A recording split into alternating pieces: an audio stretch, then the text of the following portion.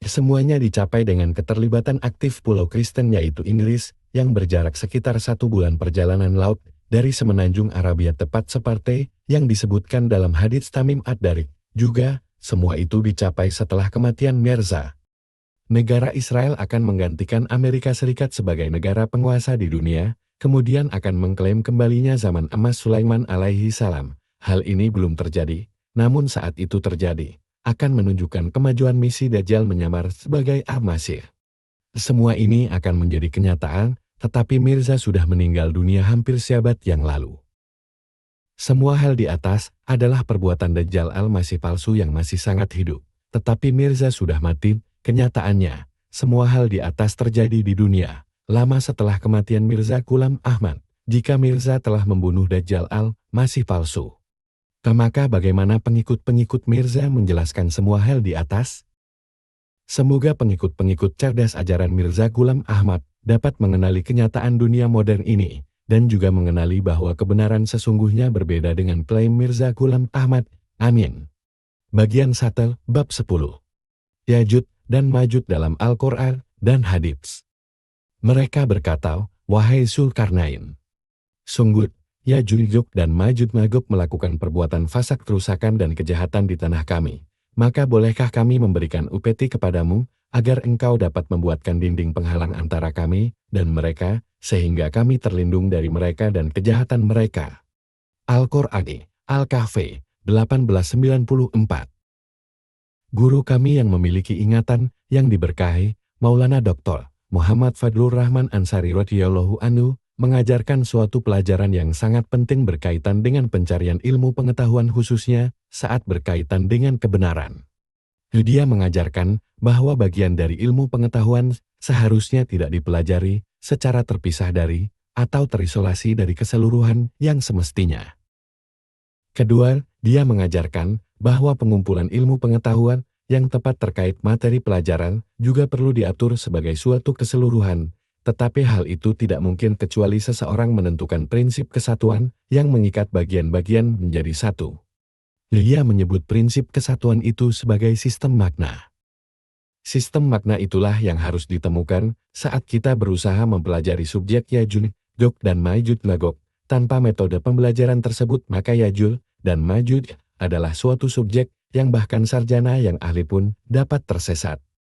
Bukti sederhana yang muncul dari Al-Quran dan tidak kurang dari 8 hadits Sahih Bukhari menandakan bahwa pelepasan Yajud dan Majud terjadi pada masa hidup Nabi Shallallahu Alaihi Wasallam, lama sebelum kembalinya Isa Yesus Alaihi Salam. Hanya ada 2 sumber mengenai Yajud dan Majud dalam Al-Quran, maka dari itu, usaha pertama kami adalah menemukan prinsip kesatuan yang menghubungkan 2 ayat Al-Quran tentang Yajud dan Majud tersebut. Ayat pertama ada dalam surat Al-Kahfi dan yang kedua ada dalam surat Al-Anbiya. Inilah ayat yang pertama. Mereka berkata, "Wahai Zulkarnain, sungguh, Yajud dan Majud melakukan perbuatan fasad, kerusakan dan kejahatan di tanah kami. Maka bolehkah kami memberikan upeti kepadamu, agar engkau dapat membuatkan dinding penghalang antara kami dan mereka, sehingga kami terlindung dari mereka dan kejahatan mereka." Al-Qur'an, Al-Kahfi, 1894. Dengan demikian, ayat Al-Quran pertama tentang Yajud dan Majud menyatakan bahwa mereka pada intinya adalah pelaku perbuatan fasad. Nabi Shallallahu Alaihi Wasallam menjelaskan bahwa Yajud adalah suatu umat manusia keturunan Adam alaihi salam. Hal ini pun berlaku pada Majud. Hadits melengkapi Al-Quran untuk memperingatkan bahwa Allah Maha Tinggi menghadapkan kepada seluruh umat manusia suatu umat pelaku perbuatan fasad yang memiliki suatu kekuatan, sehingga mereka, dalam standar duniawi, tidak terkalahkan. Pada keadaan tersebut Allah akan menurunkan kepada Isa wahyu ini, "Aku telah memunculkan di antara hamba-hambaku suatu umat yang tidak akan ada yang sanggup melawannya. Engkau bawalah orang-orang ini dengan selamat ke Tur." Kemudian Allah akan mengirim Yajud dan Majud dan mereka akan turun berkerumun dengan cepat dari setiap ketinggian atau menyebar ke segala arah. Yang pertama dari mereka akan melewati Danau Tiberias Laut Galilea, juga dikenal dengan Danau Kineret, dan meminum airnya.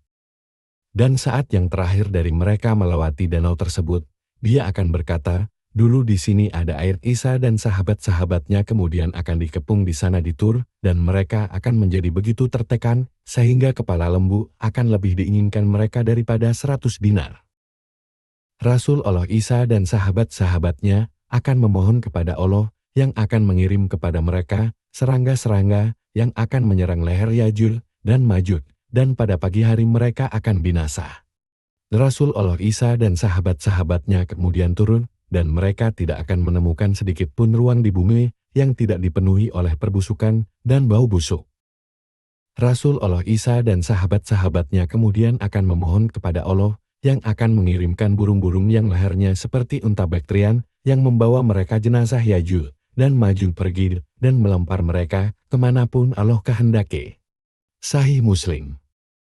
Surah Al-Kahfi menginformasikan kepada kita bahwa Zulkarnain membangun sebuah dinding penghalang di antara orang-orang itu dengan para pelaku fasad tersebut. Dia menggunakan balok besi kemudian menutupinya dengan lapisan tembaga.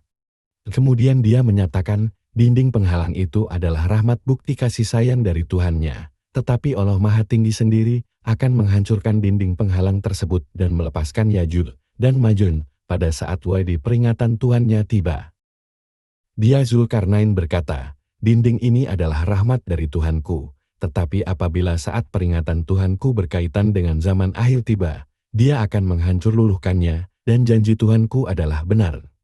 Al-Qur'an, Al-Kahfi, 1898. Wadi peringatan mana yang dimaksud? Jawabannya sangat jelas ada pada hadits terkenal saat Nabi Shallallahu Alaihi Wasallam menyampaikan 10 tanda besar hari akhir. Di antara 10 tersebut adalah lepasnya Yajud dan Majud. Dari Hudzaifah bin Usaid Ghifari.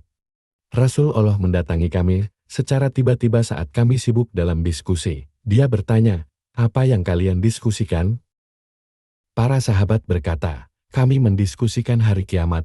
Saat itu, dia bersabda, itu tidak akan datang sampai kalian melihat 10 tanda. Dan berhubungan dengan ini, dia menyebutkan kabut asap, Dajjal, seekor binatang buas, terbitnya matahari dari barat, turunnya Isa putra Maryam.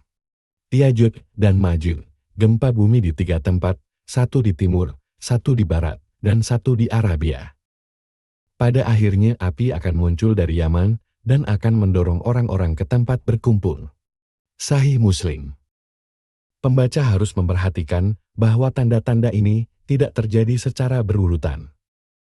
Dengan kata lain, saat dinding penghalang tersebut dihancurkan dan Yajud dan Majud dilepaskan, adalah salah satu tanda besar bahwa umat manusia memasuki zaman akhir. Pertanyaannya adalah, bagaimana kita mengetahui saat penghalang tersebut dihancurkan dan lepasnya Yajud dan Majud dimulai? Hadits Nabi Shallallahu Alaihi Wasallam menjawab pertanyaan tersebut dan semuanya diambil dari Sahih Bukhari. Hadits-hadits tersebut disampaikan oleh orang-orang yang berbeda dengan kata-kata yang serupa. Akibatnya hadits tersebut menjadi hadits mutawatir dan itu membuatnya menjadi hadits yang paling kuat. Dari Abu Hurairah, Nabi bersabda, 1 lubang telah terbuka di dinding Yajud dan Majud. Wuhaib penyampai pesan ini membuat angka 90 dengan ibu jari dan telunjuknya. Sahih Bukhari. Dari Zainab binti Jahsy, bahwa suatu hari Rasul Allah mendatanginya dalam keadaan ketakutan dan berkata, tidak ada yang berhak disembah kecuali Allah. Malapetaka bagi bangsa Arab karena kejahatan besar mendekati mereka. Hari ini sebuah lubang telah terbuka di dinding Yajud dan Majud seperti ini. Nabi membuat lingkaran dengan jari telunjuk dan ibu jarinya. Zainab binti Jahsy menambahkan, aku bertanya, wahai Rasulullah, akankah kita dihancurkan meskipun ada orang-orang saleh di antara kita? Nabi bersabda, iya, jika jumlah penjahat meningkat. Sahih Bukhari. Hadits di atas diulang-ulang dalam Sahih Bukhari dengan kata-kata yang serupa. Dari Ibnu Abbas, Rasul Allah melakukan tawaf mengelilingi Ka'bah dengan menaiki unta, dan setiap kali dia mencapai sudut itu, tempat batu hitam berada dia menunjuknya dengan tangannya dan berkata, Allahu Akbar. Zainab berkata, Nabi bersabda, lubang telah terbuka di tembok Yajud dan Majud seperti ini dan ini, membentuk angka 90 dengan ibu jari dan telunjuknya. Sahih Bukhari. Berbagai hadits dalam Sahih Bukhari yang datang dari 4 sumber yang berbeda, Abu Hurairah, Zainab binti Jahsh, Salama, dan Abdullah bin Abbas radhiyallahu anhum sangat jelas menyampaikan pesan bahwa pelepasan Ya'juj dan Ma'juj terjadi pada masa hidup Nabi Shallallahu Alaihi Wasallam. Bahkan dia menyatakan bahwa pelepasan tersebut terjadi hari ini. Dengan demikian zaman akhir atau zaman fitan dimulai pada masa hidup Nabi Shallallahu Alaihi Wasallam. Inilah penjelasan dari pernyataannya yang terkenal terkait dengan zaman akhir. Disampaikan dari Sahal bin Sa'd. Aku melihat Rasulullah menunjukkan jari tengah dan telunjuknya, bersabda, jarak waktu kedatanganku dengan zaman akhir adalah seperti 2 jari ini, malapetaka besar zaman fitan akan meliputi segala sesuatu. Sahih Bukhari. Selanjutnya, Al-Quran menyampaikan kepada orang-orang beriman dengan suatu tanda penting, sehingga mereka tidak hanya memiliki bukti yang konkret tentang pelepasan Ya'juj dan Ma'juj, tetapi lebih dari itu, mereka memiliki bukti bahwa dunia saat ini dikendalikan Ya'juj dan Ma'juj. Dengan demikian mereka dapat mengenali Ya'juj dan Ma'juj sebagai penguasa dunia. Hal ini ada dalam ayat surat Al-Anbiya mengenai Ya'juj dan Ma'juj. Dan ada larangan pada sebuah kota yang telah kami hancurkan, bahwa mereka penduduk kota itu tidak akan kembali hingga dibukakan dinding Ya'juj dan Ma'juj dan kemudian mereka turun berkerumun dengan cepat dari setiap ketinggian atau menyebar ke segala arah. Al-Quran, Al-Anbiya, 21:95-96. Saat Ya'juj dan Ma'juj dilepas, dan sebagai tambahannya telah turun berkerumun dengan cepat dari setiap ketinggian atau telah menyebar ke segala arah, maka pada saat itulah umat kota yang dihukum Allah Maha Tinggi dan dilarang kembali memiliki kota mereka yang telah dihancurkan Allah Maha Tinggi, dibawa kembali ke kota itu. Hanya ada satu kota yang dihancurkan Allah, yang disebutkan dalam hadits terkait dengan Ya'juj dan Ma'juj. Dan kota itu adalah Yerusalem. Hadits berikut ini menyebutkan Ya'juj dan Ma'juj melewati Laut Galilea yang ada di Tanah Suci. Disampaikan oleh Al-Nawas bin Sam'an. Pada saat itulah Allah menurunkan kepada Isa wahyu ini, aku telah memunculkan di antara hamba-hambaku suatu umat yang tidak ada yang dapat melawannya. Engkau bawalah orang-orang ini dengan aman ketur, dan kemudian Allah akan mengirim Ya'juj dan Ma'juj dan mereka akan turun berkerumun dengan cepat dari setiap ketinggian. Yang pertama dari mereka akan melewati Danau Tiberius atau Laut Galilea dan meminum airnya, dan saat yang terakhir dari mereka melewatinya, dia akan berkata, dulu pernah ada air di sini. Sahih Muslim. Setelah Ya'juj dan Ma'juj melewati Laut Galilea, mereka akan menuju ke Tur yang disebutkan dalam hadits yang lain sebagai suatu gunung di Yerusalem. Ya'juj dan Ma'juj akan berjalan hingga mereka mencapai Gunung Al-Hamr, dan itu adalah gunung di Bait Al-Maqdis Yerusalem. Sahih Muslim. Karena tidak ada kota yang dihancurkan Allah Maha Tinggi selain Yerusalem yang disebutkan dalam hadits terkait dengan Ya'juj dan Ma'juj, maka kami sampai pada kesimpulan bahwa kota yang disebutkan dalam surat Al-Anbiya ayat 95-96 adalah Yerusalem. Dari kesimpulan ini, muncul makna bahwa kembalinya umat Yahudi ke Tanah Suci yang sudah terjadi adalah bukti dramatis dan konkret bahwa dinding penghalang Ya'juj dan Ma'juj telah dihancurkan oleh Allah Maha Tinggi dan bahwa kita hidup pada zaman Ya'juj dan Ma'juj, dan dengan demikian, kita hidup pada zaman akhir. Tetapi makna yang lebih penting dari kembalinya umat Yahudi ke kota Yerusalem dan pendirian negara Israel adalah bahwa Ya'juj dan Ma'juj sekarang telah menyelesaikan misinya sesuai dengan ayat dalam surat Al-Anbiya 21:95-96. Yaitu mereka telah turun berkerumun dengan cepat dari setiap ketinggian atau menyebar ke segala arah dan telah menguasai dunia. Tatanan dunia yang membawa umat Yahudi kembali ke Tanah Suci adalah tatanan dunia Ya'juj dan Ma'juj. Siapa mereka? Metode studi kami adalah mencari umat yang menunjukkan obsesi pada Yahudi dan Tanah Suci, suatu perbedaan aneh dalam perilaku mereka sebelum dan setelah masa hidup Nabi Muhammad SAW. Obsesi aneh Eropa pada Tanah Suci saat Ibrahim alaihissalam berhijrah ke Tanah Suci, bangsa Babilonia, Persia, Mesir, dan Cina adalah bangsa dengan peradaban yang besar. Sedangkan Kekaisaran Yunani dan Romawi masih belum muncul, bangsa Eropa hidup sebagai suku yang liar.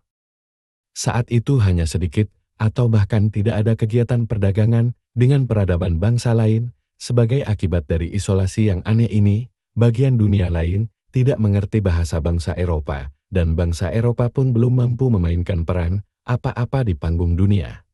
Al-Quran menunjuk hal ini dalam surat Al-Kahfi yang menyebutkan ciri unik bangsa Eropa saat Zulkarnain memulai perjalanan ketiganya